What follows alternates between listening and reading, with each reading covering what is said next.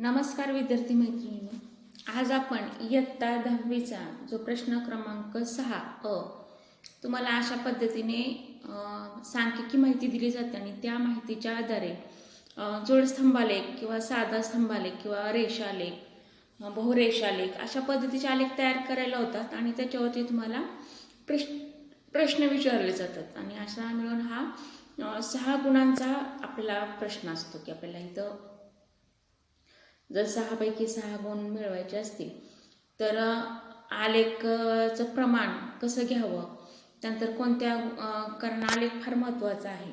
तुम्ही जो गणितामध्ये शिकलाय तशाच पद्धतीचा आपण थोडासा इथं वेगळा की कुठला वाय अक्ष आहे, कुठला एक्स अक्ष आहे, त्यानंतर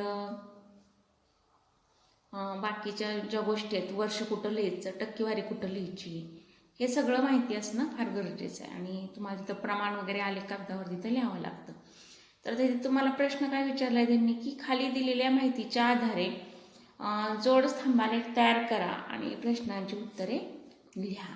आता इथं आपल्याला काय केलेलं आहे, माहिती दिलेली आणि त्या माहितीच्या आधारे जोड स्तंभालेख तयार करायला सांगितलेलं आहे आणि त्याच्यावरून आपल्याला प्रश्न दिलेले आहेत. आता इथं आपल्याला काय दिलं आहे की भारत व ब्राझील नागरी लोकसंख्या टक्केवारीमध्ये दिलेली आहे आणि भारत आणि दोनच देश आहेत आणि जोड स्तंभालेख तयार करायचं म्हणजे आपल्याला दोन्ही देशाचं इथं स्तंभालेख घ्यावा लागेल.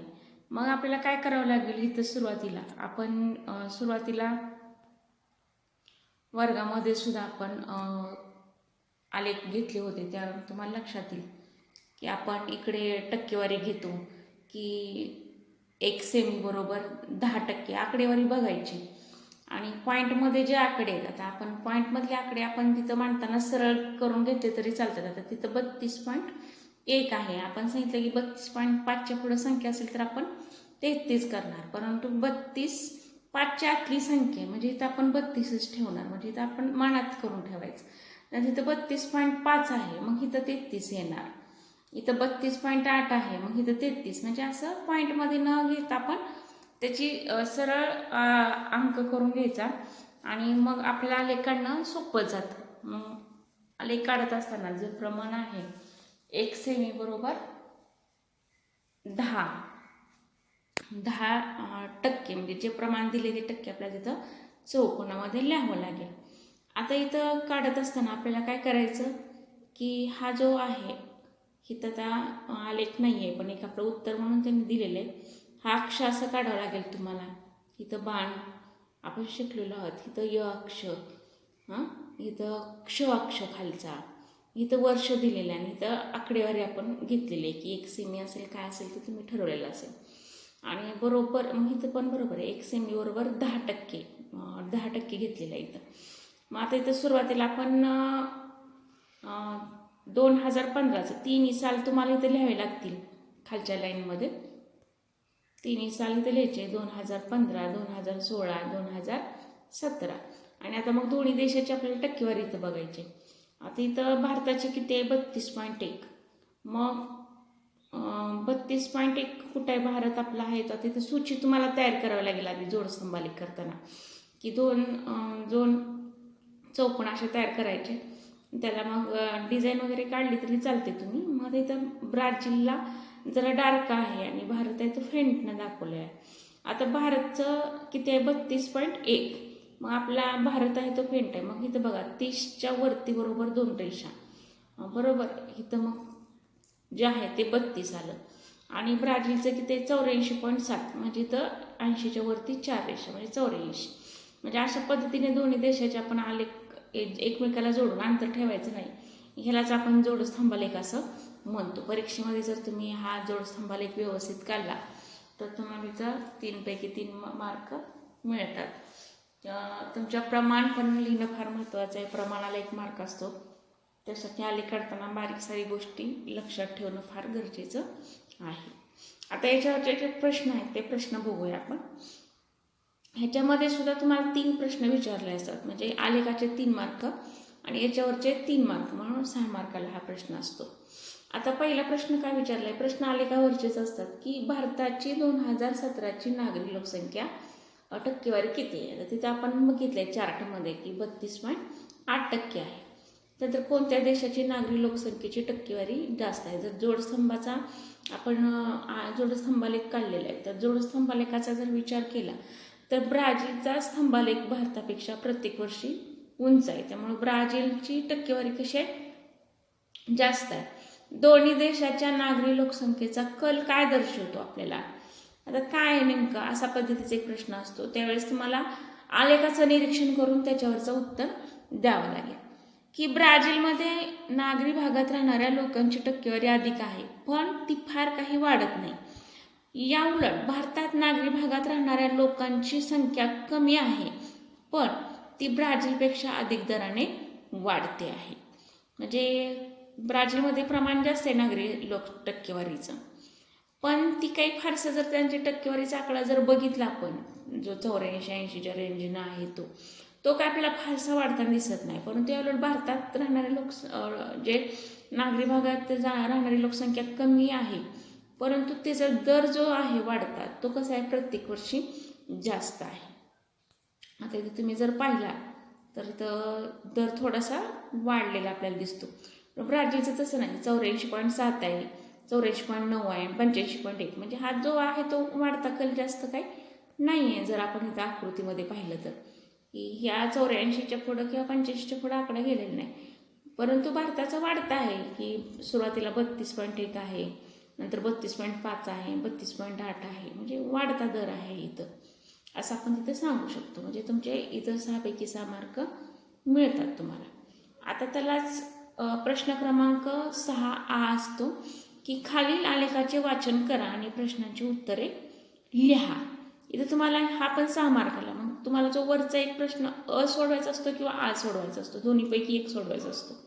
मग तुम्हाला काय करायचं असतं की त्यांनी ऑलरेडी तुम्हाला परत प्रश्नपत्रिकेत आलेख दिलेला असतो आणि त्याच्यावरचे प्रश्न तुम्हाला सोडवायचे असतात. आता आपल्याला इथं आलेख कशाचा दिलाय, हा बहुरेषा आलेख आहे, म्हणजे एकापेक्षा जास्त रेषांनी हा आलेख दाखवलाय, त्याला आपण बहुरेषा आलेख म्हणतो. की भारत आणि ब्राझील यांचे साक्षरता प्रमाण टक्केवारीमध्ये दिलेले आहे. मग आता आपल्याला सुरुवातीला काय करावं लागेल की इथं ब्राझीलची अशा पद्धतीने आपण रेषा आलेख दाखवणार, भारताचा अशा पद्धतीने दाखवणार, हे आपण ठरवून घ्यावं लागेल. त्यानंतर हे जे अक्ष आहेत, वाय अक्ष आणि य अक्ष, आणि क्ष अक्ष, आपला हा क्ष असतो आणि हा य अक्ष असतो वरचा. मग इथं आपलं जे प्रमाण आहे टक्केवारीमध्ये लिहायचं की 1 सेमी बरोबर 10%, 10% आहे. नंतर खाली साल दिलेत बघा, सगळे हे वर्ष दिलेले आहेत आणि इथं प्रमाण जे आहे ते टक्केवारी. ह्याच्यावरचे प्रश्न आपल्याला ह्याचं निरीक्षण करून आपल्याला उत्तरं द्यायची आहेत की आलेख तुम्हाला निरीक्षण काळजीपूर्वक बघावं लागेल आणि त्याची उत्तरं तुम्हाला द्यायची आहेत. आता ब्राझीलमध्ये साक्षरतेचे प्रमाण 2001 मध्ये किती होते, जर आपण पाहिलं तर 2001 मध्ये 85% आहे ते. आणि भारताची साक्षरता कोणत्या दशकात सर्वाधिक वाढली, दशकात विचारले मग किती, की 1991 आणि 2001 या दशकामध्ये सर्वाधिक भारताची साक्षरता वाढलेली आपल्याला दिसते. त्यानंतर पुढचा प्रश्न आहे, भारत आणि ब्राझील यांच्या साक्षरतेच्या प्रमाणात 1991 मध्ये किती तफावत दर्शवते. जर आपण पाहिलं इथं भारत आणि ब्राझील यांच्या साक्षरतेचे प्रमाण 1991 मध्ये सुमारे 30%चे अंतर आहे. त्यानंतर पुढचा प्रश्न 1981-2016 दरम्यान भारतात साक्षरता किती टक्क्यांनी वाढलेली आहे. जर ह्याचा विचार केला तर 30% अंतर आहे किंवा 30%नी वाढले आहे. त्यानंतर आलेखातील टक्केवारीतील बहुतेक वर्षांतर किती आहे. जर आपण वर्षांतर पाहिलं की 10 वर्षाचा फरक आहे. आता भारत आणि या ब्राझीलच्या साक्षरतेबाबत आलेखावरून काय निष्कर्ष काढाल, तर आपण सांगू शकतो की ब्राझीलपेक्षा भारतात साक्षरता कमी आहे आणि नेहमीच कमी होती आणि दोन्ही देशात वाढत आहे. साक्षरता वाढीचा दर भारतात जास्त आहे. म्हणजे तुम्हाला निरीक्षण करून त्याचा निष्कर्ष आलेखाचा काढावा लागेल, मग तुम्हाला 6 पैकी 6 मार्क मिळतील. आता इथे तुम्हाला सविस्तर उत्तर द्या. 8 मार्काला प्रश्न असतो, एक प्रश्न 4 मार्काला, म्हणजे कोणते 2 सोडवायचे असतात. आणि हे तुम्हाला 8 पैकी 8 सगळ्यात मोठा प्रश्न असा समजला जातो. जर तुम्ही व्यवस्थित अभ्यास केला तर तुम्हाला 8 पैकी 8 मार्क मिळून जातात. इथं पहिला प्रश्न काय विचारला, आपल्याला मुद्दे दिले, मुद्दे आणि स्पष्टीकरण तुम्ही करू शकता. आता मुद्दे फक्त बघायचे की भारतातील लोकसंख्या वितरणाचे स्वरूप स्पष्ट करा. मुद्दे आता सुरुवातीला काय येणार की भारतामध्ये जर लोकसंख्येच्या वितरणाचा विचार केला तर भारताचं उत्तरेकडील मैदान जे गंगा आणि तिच्या उपनद्यांनी गाळा वाहून जे मैदान तयार झालेले आहे, उत्तरेकडचं मैदान, उत्तर मैदानी प्रदेश, की त्याचप्रमाणे किनारपट्टीचा प्रदेश, हे कसे आहेत, दाट लोकसंख्या असलेले प्रदेश आहेत जर वितरणाचा विचार केला. आणि मध्यम लोकसंख्येचा प्रदेश कुठला आहे तर नर्मदा नदी खोरा आहे. आणि कमी विरळ लोकसंख्येचा कुठला तर उत्तरेकडील पर्वतीय प्रदेश आणि दुर्गम ठिकाण. मग तुम्हाला तिथं कोणती उत्तर आहेत ती तिथं नमूद करावं लागेल. म्हणजे तुम्हाला हे मुद्दे तिथे घेऊन स्पष्टीकरण द्यायचं आहे. नंतर पुढे भारतातील प्रश्न झाला, शिक्षकाने तुम्हाला क्षेत्रभेटीचे नियोजन करायला सांगितले आहे तर तुम्ही कशी तयारी कराल, की कुठं जायचं आहे, कसे जायचं आहे याची तयारी, त्यानंतर नकाशा आणि इतर साहित्य सोबत घ्यायचं, नंतर तिथे विचारायचे प्रश्न, प्रश्नावली, नंतर प्रवासाच्या साधनांचा विचार. मग हे सगळं तुम्हाला नियोजन करायचं आहे तुम्हाला, त्यासाठी ह्या सगळ्या गोष्टीचा तिथे विचार करणं भाग आहे. त्यानंतर भारतातील कमी लिंगोत्तराची कारणे निश्चित करा, की आपल्याला माहिती आहे की लिंग गुणोत्तर प्रमाण म्हणजे दर 1000 पुरुषांमागे असलेली स्त्रियांची संख्या, आणि आपल्या भारतामध्ये हेच प्रमाण फार कमी आहे. तर का कमी आहे त्याचं कारण आपण काय सांगू शकतो की आपल्या इथं भारतीय संस्कृतीमध्ये मुलाला प्राधान्य दिलं जातं, त्यानंतर स्त्री भ्रूण हत्या केली जाते, त्यानंतर मुलींच्या संगोपनाकडे दुर्लक्ष केलं जातं किंवा स्त्रियांच्या आरोग्याकडे फारसं लक्ष दिलं जात नाही. अशा बऱ्याच गोष्टी तुम्ही तिथं नमूद करू शकता. त्यानंतर ब्राझीलच्या किनारपट्टीविषयी सविस्तर माहिती लिहा. आता ब्राझीलच्या किनारपट्टीचा जर विचार केला तर ब्राझीलमध्ये उत्तरेला आणि पूर्वेलाच किनारपट्टी आहे. जर आपण विचार केला तर उत्तर अटलांटिक महासागर लाभलेला आहे याला, हे पण तुम्ही तिथं उत्तरामध्ये लिहू शकता. त्यानंतर कितीचा 7400 किलोमीटरचा सागरचा किनाऱ्या जी लांबी आहे.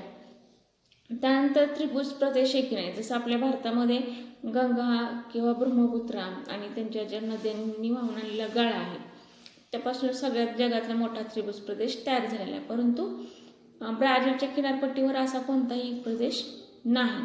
त्यानंतर अजस्र कडा आहे की ब्राझीलची जी उच्चभूमी आहे तिची सीमा जी आहे जी अजस्र कडाने सीमांकित केलेली आहे पूर्वेला जर आपण पाहिलं तर.